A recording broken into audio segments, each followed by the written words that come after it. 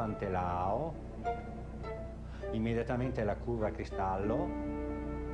The sport, as we know it, is born in Italy. Curva 100, labirinto, 3 curve del labirinto. On a track cut into the mountain of an Italian ski village. Curva Valletta, curva d'arrivo. Alla Belvedere, Bandion. One of their own became the best who ever lived.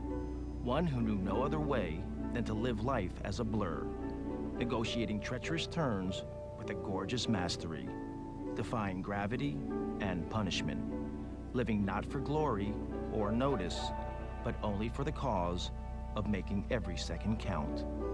He was just that good. Anything to do with the Alps, Monti would have been good at. He was a mountain man, and he knew around Cortina, and he'd never really been anywhere else. Eugenio Monti, the greatest bobsledder who ever lived, is buried at the center of his beloved mountain village, Cortina d'Ampezzo. Only after his sports career was their marriage to Linda Constantine, an American. Monti raised his family in this alpine paradise, including a daughter, Amanda. She knew only the father, not the athlete.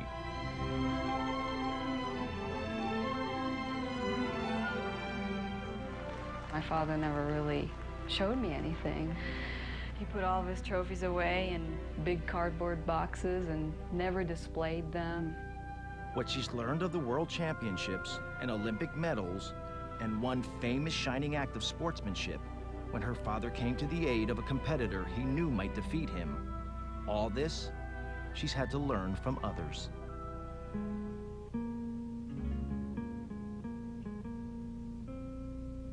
He had this, what you would say in Italian, fascino. Just the look in his sparkly little blue eyes that he had, and he would kind of look at me and smile in that special way, and okay, you know, and even his friends would say the same, that he had this way of talking to you and making you feel important. Once together, they cheated death in a bygone sports brotherhood, centered around a charismatic figure who lived by a contradictory code of unceasing competitiveness and endless generosity. Eugenio Monti is still alive with them today. With Marino Zardini, who witnessed the unwavering work ethic as his first teammate and lifelong business partner. England's Tony Nash, now a country squire, who knew profoundly the astonishing generosity, tutored by Monti to an Olympic championship. Nash's teammate, Robin Dixon, now a member of Parliament, who asked for help at the worst possible time because he knew exactly how Monti would answer. And Canadian Victor Emery, entrepreneur, adventurer. He too speaks of his debt to this one man. Then there's the essential Sergio Sir Pais, brakeman, Monti mechanic, who never left Cortina or Monti's side. Ecco, io quando correvo con lui, io avevo fiducia in Cicale perché lui ti considerava. E lui sempre, il suo equipaggio, lo considerava come se stesso. He always had a smile on his face and was always receptive, and never seemed to not have time to answer foolish questions. None of us quite understood, as often happens with a genius, why he was so good. And everybody always wanted to know how Eugenio did it. Perché aveva l'intelligenza, la costanza, la volontà, e era forte come un leone, aveva una forza nelle gambe e nelle braccia incredibile. Non era normale, era più del normale. Era tarchiato, era forte, aveva tutto, insomma. Per me aveva tutto, aveva tutto.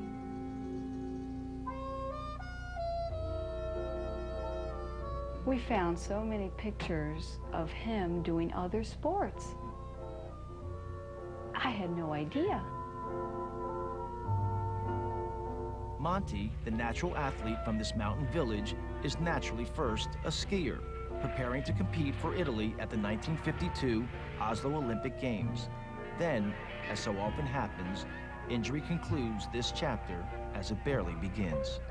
Here he is with Zeno Colò, the famous Italian skier that he was actually able to beat, and then he injured himself and couldn't compete anymore, tore up all of his ligaments and had to be operated on. And here's a picture of him in the hospital.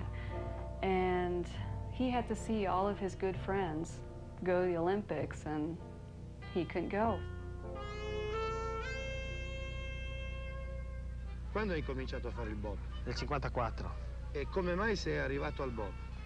Ma prima facevo delle gare di sci, poi ho avuto un incidente e ho smesso proprio non di sciare ma di fare delle gare. E poi così per caso, dato che a Cortina c'è una pista, ho chiesto perché non provi con un amico. At home, below the ski slopes of Cortina, it was only a matter of time before thrill-seeker Eugenio Monti would find the bobsled run, and only a matter of time before he'd find his way to the Olympic Games. The 1956 Winter Games are in Cortina, on his very track. Monti is a double silver medalist, but in the two-man, he's beaten by Della Costa's aerodynamically superior sled, tested and refined by the Italian Air Force. It's a remarkable first effort, but for Monti, unacceptable. Uno corre per vincere, io credo. La mentalità sua era di correre per vincere. By 1958, Monti is regarded undoubtedly as the best in his sport. Then, at that year's World Championships in Garmisch, Germany, his unwavering sense of fairness makes him fully heroic. As usual, the Germans are maximizing their home snow advantage. Monti knew, and the rest of us knew, that the Germans would pack in the snow into the track so that Monti would go down very slowly on his first run. And of course everybody else would speed up as the snow got scattered. And sure as eggs, that night the Germans piled in the snow. And about 1 o'clock in the morning, Monti and his teammates came along with shovels and shoveled it all out. Beh, abbiamo sparato finché è arrivato lì un poliziotto col cane e noi zitti, perché lui abbiamo detto non ci riconosce, no? E con la lampada faceva così e noi avevamo il berretto con non ci conoscevano. E poi chi siete? Allora Eugenio fa, sono io, sono Eugenio. Ah, sei tu, allora lì. The next morning, Monti and his team go back to compete, as if nothing had happened. But by now, all of Garmisch knows of their midnight mission. The Italians are immediately disqualified. E lì ci hanno squalificati e tutta la gente quando andavamo giù per la fila, eccoli là, italiani che vengono su a sabotare la pista. Even Time magazine makes note of Monti's nocturnal snow grooming. But after Germany goes 1-2 on a rigged course, the rest of the bobsledding world cheers their Saint Eugenio. We gave him a silver shovel after that because we hated the Germans like hell. Eugenio l'ha detto che i dirigenti, ha detto io a Garmisch non correrò mai più. But Eugenio Monti is eager to go to America, where at the 1960 Winter Games in Squaw Valley, California, he's sure to land the Olympic title he's waited 4 long years to claim.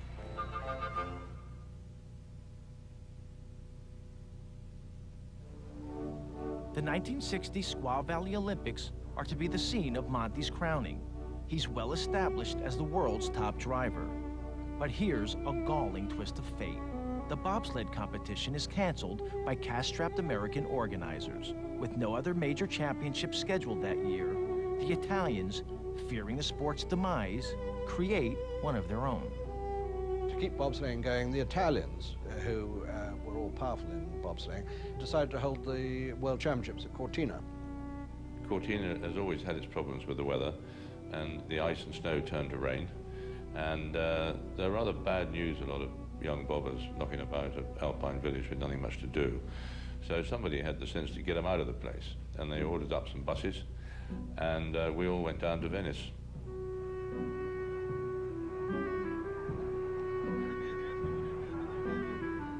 on the way, we cooked up the idea of having a race through the canals of Venice. At a certain moment on our watches, whichever gondola we were in, we would commandeer from the gondolier. Gondola racing with pans and oars and this, that, and the other. There's the whole of the British team in one gondola and the whole of the Italian team in another gondola. Racing each other down the Grand Canal in bobsleigh, crash helmets. We narrowly escaped the clutches of the police before we were through. And the trophy was bought by the losers and drunk by all. It was then really that the friendship blossomed. And it was then we got to know the Italians very well indeed. We used to sort of bobsled quite hard and party quite hard.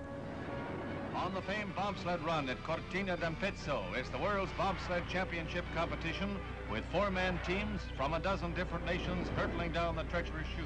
After the inventive frivolity at bobsled's Substitute Olympics, the weather finally cooperates, and Monti is, as expected, dominant, winning both the 2- and 4-man events. Monti, il magnifico. An intense competitor, he is also openly generous. What commences next in the world of bobsledding is the establishment of Monti University, an ongoing tutorial Monti provides to any and all interested. Quando c'è uno che emerge in qualche sport, ci sono il gruppo che lo copia, il cane che tira la slitta, tutti gli altri cani lo seguono perché devono tirare come lui, devono... Monti, ti chiamano il teorico del bob. Cosa c'è di vero in questa definizione? Di vero, in tanti anni che corro col bob qualcosa ho ben imparato, che tu guardando la pista decidi dove, pensi dove dovresti passare, poi il difficile è passare dove vorresti passare, no? Perché andare col bob non è difficile. Non è difficile scendere col bob, è difficile fare un tempo buono.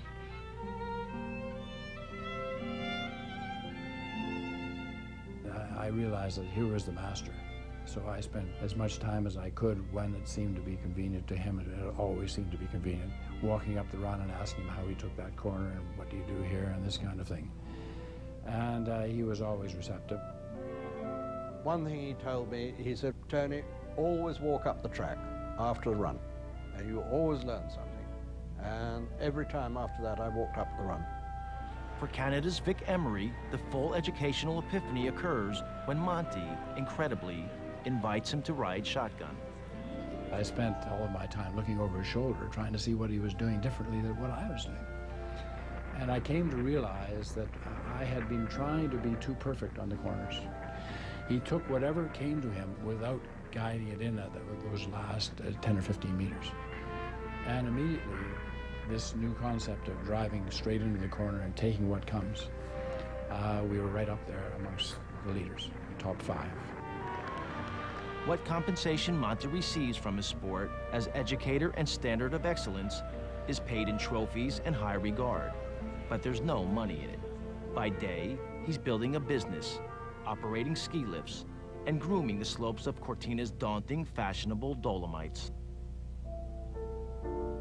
While preparing for the 1964 Innsbruck Olympics, Monti is badly shaken when a carpenter dies, electrocuted while working during a rainstorm at one of his ski lifts. It comes as he's nearing exhaustion, training intensely, and also working feverishly to finish a new lift by Christmas. Ha lavorato da matti, giorno e notte. Era uno anche inaffaticabile, che non cedeva mai, lui doveva finirlo a tutti i costi. È arrivato alle Olimpiadi stanco anche mentalmente e tutto, e lì non riusciva ad andare come era abituato ad andare. He is an 8-time world champion, at the top of his sport for nearly a decade now. But on the eve of the 1964 Games, exhausted, yet what is to come will define the man. A story centering around a simple bolt and a broken sled.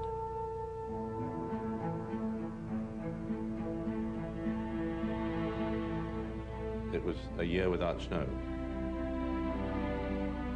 when we drove over the mountain and we saw Innsbruck below us for this wonderful Winter Olympic year, it was all brown. And the downhill course was being made by lorries, hundreds of Austrian army lorries, carrying snow from one of the peaks somewhere else that had got snow. And so they made the course, and if you made a mistake, you were going to go off into something fairly solid. Innsbruck's all-natural track is pieced together with 20,000 blocks of ice, but as such, terribly vulnerable to any warming in the weather. In the two-man, after the first of 4 runs over 2 days, the heavily favored Monti finds he's being outraced by his students, the English team of Tony Nash and Robin Dixon, who sit above him on the leaderboard. Then, with the second run in progress, brakeman Dixon discovers there's a very big problem. One of the essential back axle bolts, which attach the runners to the sled, has sheared. The Englishman will be done in Innsbruck without a replacement. And we had spares for everything, but we didn't have spares for that at that particular point. And the second run was about to start, and Eugenio Monti was actually on the start line. But because of our relationship with the Italians over the years, the first people I went to for help was the Italian engineer. And he came over and looked, and Eugenio saw the fuss going on and came across to me and said, "Robin, what's the matter?" And I showed him.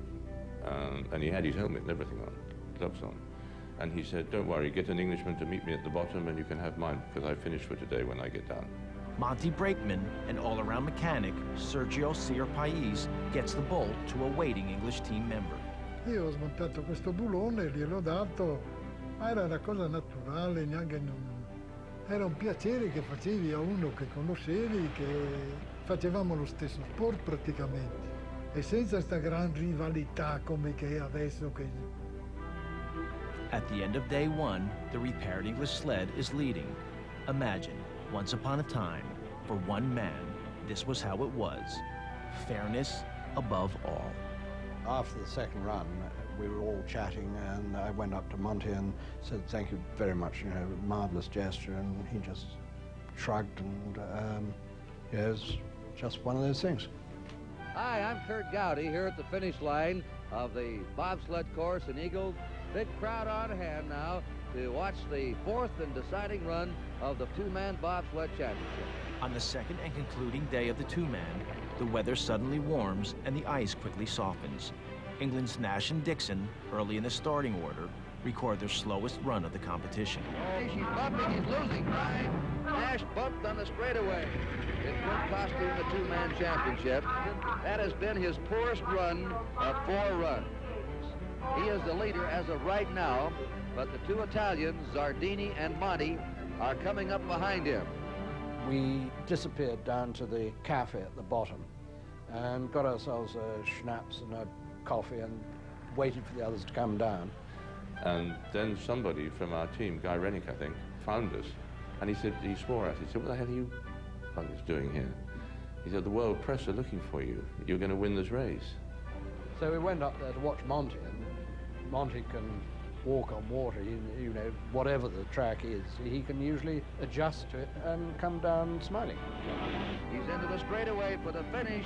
Monti bumping. But even the miraculous Monti can't work magic on ice becoming slush. A 4-time, the slowest run for Eugenio Monti, who usually comes through. Tony Nash did not win because I gave him a bolt, Monti says. Tony Nash won because he was the better driver. Tony, you beat a great man today, Eugenio Monti, 8 times the world champ. Eugenio Monti, come on in, Eugenio. Very good friend of mine. On the day, I drove better than him. I had the luck of the draw with the weather. But we beat him and Zardini fair and square. But the bolt is a magical story of sportsmanship which should never be forgotten. I didn't drive well. You didn't drive well. I believe also if the course was slower, I didn't win. Because Tony did drive terrific this year. Quando mi hanno detto, guarda che, sì, va bene, con questo, ma è venuto fuori una storia che adesso...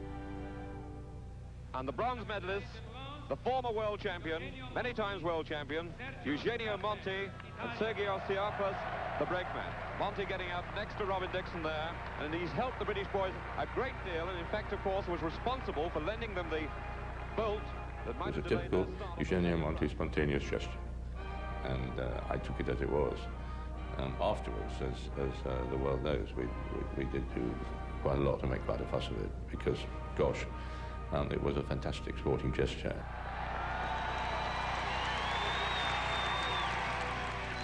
He has paid a rather high price to keep faith with his principles.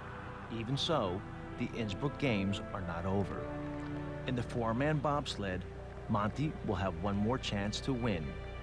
Finally, his first gold.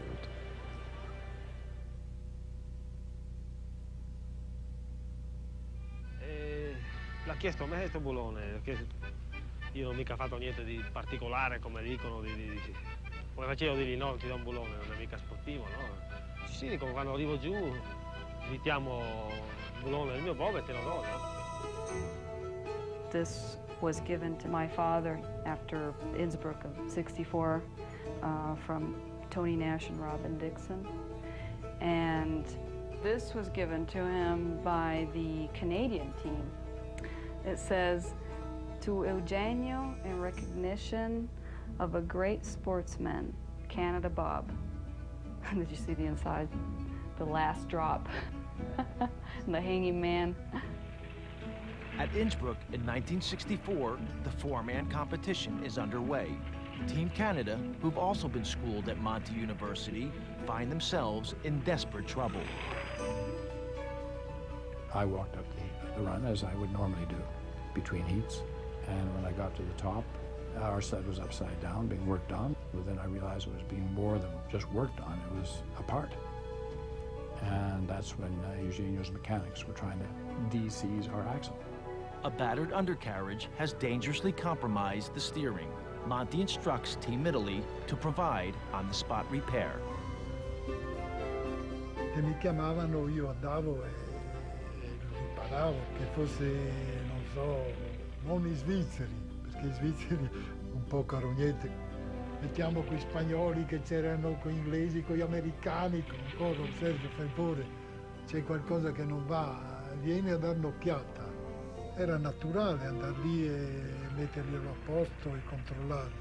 And we've had a tremendous upset in the four-man bobsled competition.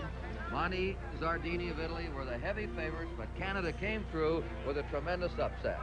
Canada wins gold, Monti bronze. We certainly owe it to the Italians. They've taught us everything we knew, and it's gone back a long time. And if there's one chap that I wouldn't have mind being beaten by, was Eugenio Monti, and I hope that maybe he won't retire, because he certainly deserves more than he got in this championship. Well, that's very gracious of you to say that. At the time, I was very grateful that he helped us in so many ways to allow us to get to that point. He was a little bit sad, I suppose, on reflection that he got the bronzes only. But he took it, as you would expect him to take it, absolutely pleased for us and seemingly pleased to get his medals. Word of his selfless acts in Innsbruck quickly spreads. In the spring of 1965, the newly formed International Committee for Fair Play makes Monti the first recipient of the de Coubertin Medal. It's the highest honor for sportsmanship in all of athletics. But he is 37 years old, denied Olympic gold by fate 4 times already, in 52 and 56, 60 and 64. And the next games in Grenoble, France, are 3 long years away. Eugenio Monti, terminate le Olimpiadi di Innsbruck, continuerà a correre o si ritirerà? No, ho pensato già di ritirarmi, che si diventa vecchi è meglio smettere. E curerò i miei ski lift a Cortina. Come vanno gli allenamenti, Monti? My father was also a businessman, and he was the first in Italy to bring a snowcat from the States. And this is a picture of him with the snowcat, and it's a old Tucker snowcat from Oregon. They took it apart, And I think the Air Force put it on one of their cargo planes and brought it over. With all tasks, great and small, Monti's perfectionism is comprehensive. He wants to be the best and the first. My father was, he was very, you would say in Italian, pignolo, which in English, the closest word that I could come up with is he was a perfectionist.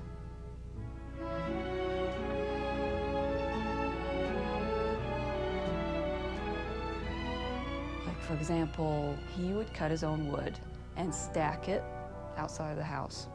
Well, I would help him do that, and he just wanted every single piece to be perfectly placed and put in a specific area in a specific way, and if you didn't do it that way, he would tell you.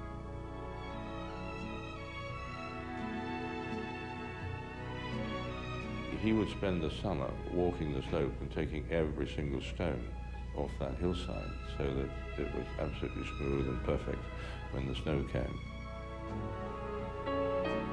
He knew what he wanted and how he wanted to do it and worked at it and lived it. Monti doesn't compete in 1965, but when the World Championships come back to his Cortina in 1966, he is there. Of course, his fellow Montañeros tell the hometown hero that he owes it to the community, but there's also a competitive fire that can't be quenched. Monti begins one more campaign for that elusive Olympic gold by winning yet another world title. But the death of Germany's Toni Penzberger is the dreadful headline of the competition.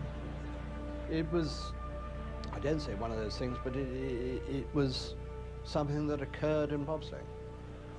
We usually had 2 or 3 deaths a year. Their sport forced them to confront their mortality at nearly every turn. Only weeks after Penzberger's death, an Italian sledder dies in an even more horrific accident at Lake Placid. Senti, ma tu conoscevi la pista di Lake Placid? Ma no, non è una pista difficile, è una pista pericolosa perché è più larga delle nostre in genere, delle piste europee, molto più larga nei rettifini. Sono quelle notizie che uno spera sempre che non siano vere, insomma, sono rimasto così male ieri sera quando l'ho saputo. Sai che affronti questi rischi e allora lì accetti, tu ti devi creare, cosa che a te non può capitare niente.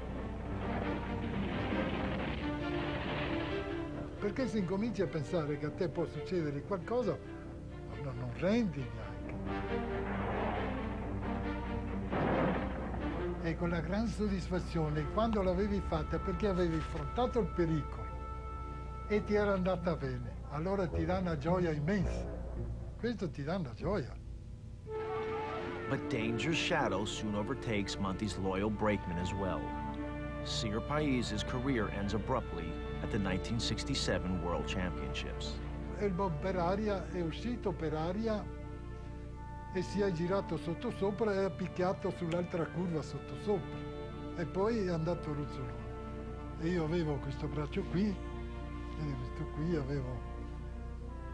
Silvers when he loses to the better sled in Cortina. The sport snubbed in Squaw Valley.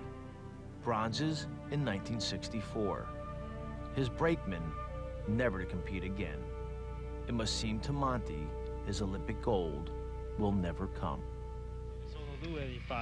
Monti must build a new team, conjure new ways to win.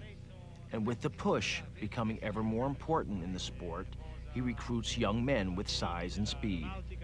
There's Roberto Zandanella, like Monti, a compulsive athlete whose insatiable thrill-seeking leads him to the bob. Monti also taps a complete outsider, a sprinter from Rome, Luciano De Paolis. Per ora avrei scelto Le Paoli, insomma. De Paolis? Chi è De Paolis? Sono presente. Di dov'è? Di Roma. Roma. E com'è finito qui De Paolis? Beh, sono militare, sono venuto con l'aeronautica. Certo che la scelta di Monti la impegna molto, eh? Senz'altro.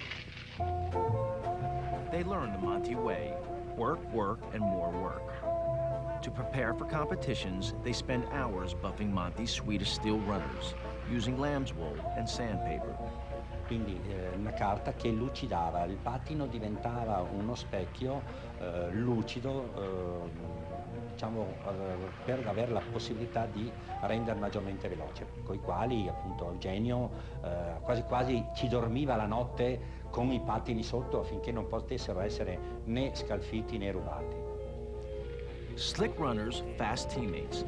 Monti comes up with another way to increase the sled's speed. He's kept the retired Sir Pais close by his side. They brainstorm bobsled's very first push bar. Sempre parlando e discutendo, perché parlavamo spesso per migliorare le cose, per poter rendere di più, per avere la spinta più potente.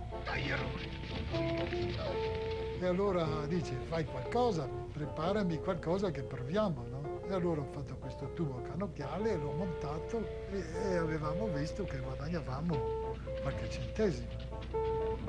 1952. He was a boy skier headed to the Oslo Games until injury intervened. And now, 1968, 5 Olympics later, he is 40. And the Winter Games in Grenoble, France, will be the end of his athletic life, gold or not.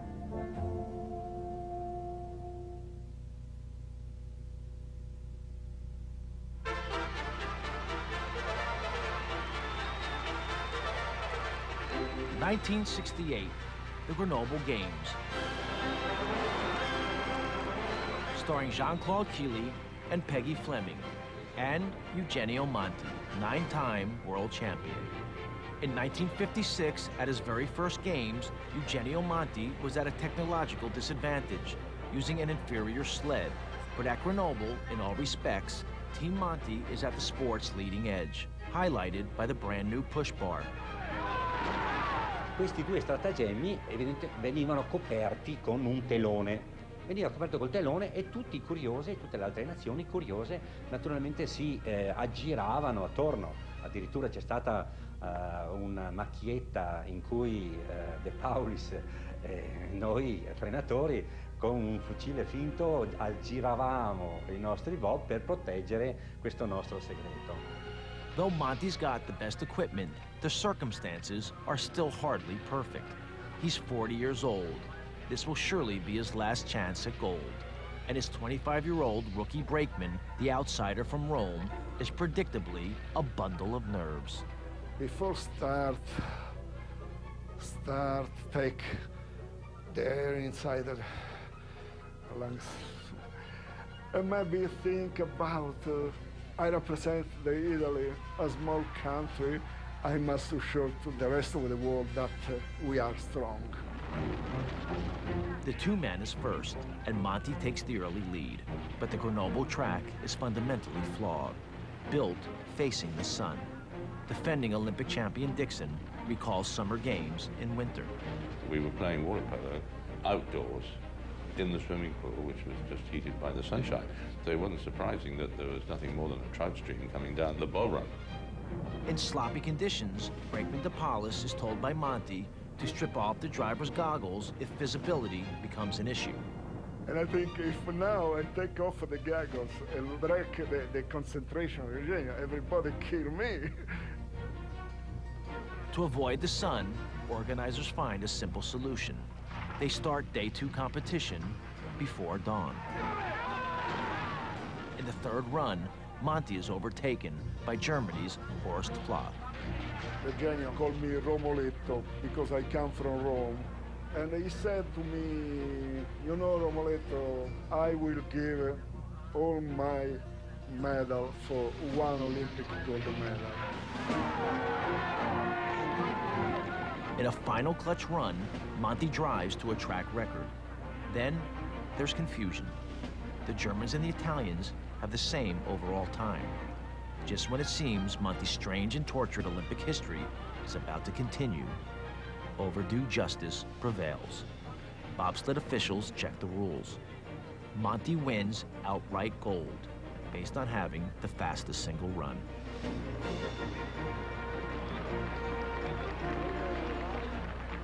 First gold medal, Eugenio Monti, Luciano De Paulis, Italy. He's waited through 4 Olympics, 16 years. to take this final step.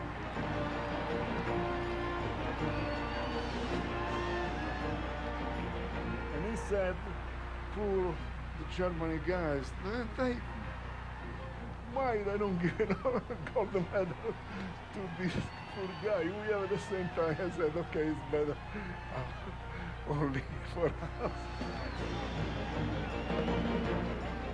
In the four-man, weather once again interferes. Threatened with more warming temperatures, officials cut the competition preemptively to 2 runs.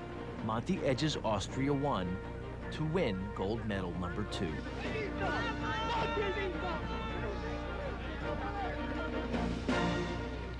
The comfort zone for us was Eugenio won. You know, we said, well, he was always going to win sometime, and it's great that he has won. And Tony and I were very happy about that. Very happy indeed. L'inno nazionale, come diciamo così,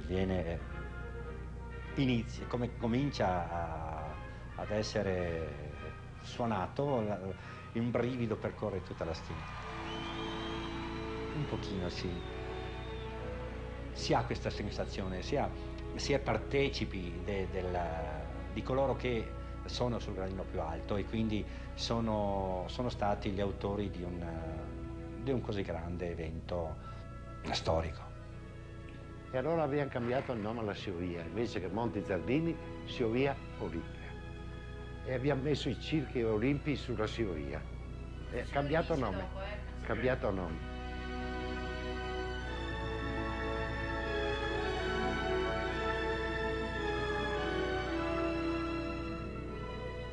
Few athletes conclude their career at the summit of their sport. Fewer still with a legacy of such excellence and character. In retirement, Monti stays home in his beloved Cortina, but hardly rests. Turns his energies fully to building his ski business and starting a family. Then, life's curves are too many and come too fast. And Monti the man finds he is suddenly helpless. His son dies, age 23. He's divorced, finally slowed to a halt by Parkinson's.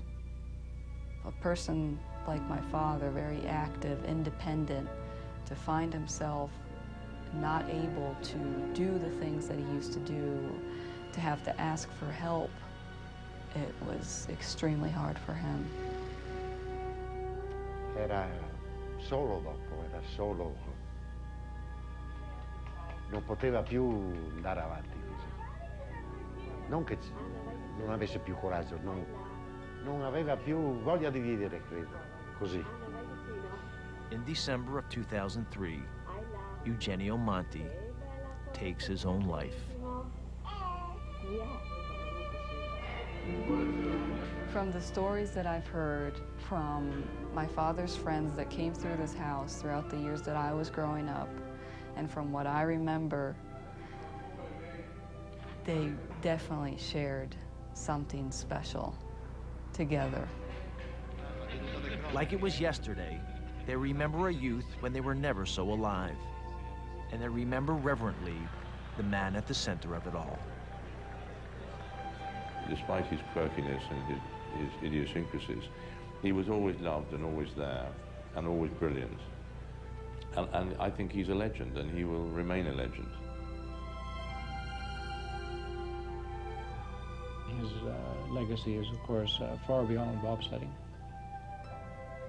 His extreme sportsmanship is something to be looked at by all sports and all sportsmen. He didn't want to win unless he was winning against the best.